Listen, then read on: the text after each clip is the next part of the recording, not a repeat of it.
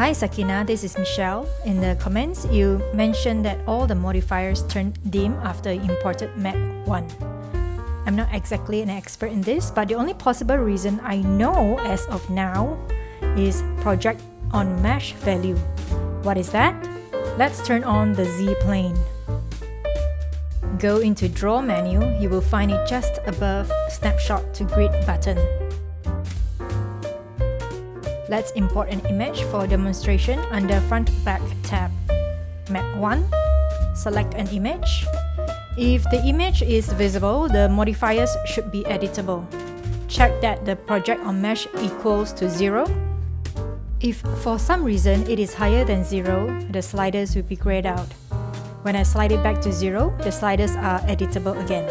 I hope that helps. I'm yet to find out the uses of this project on mesh value. That will call for another tutorial. Until then, see you next time!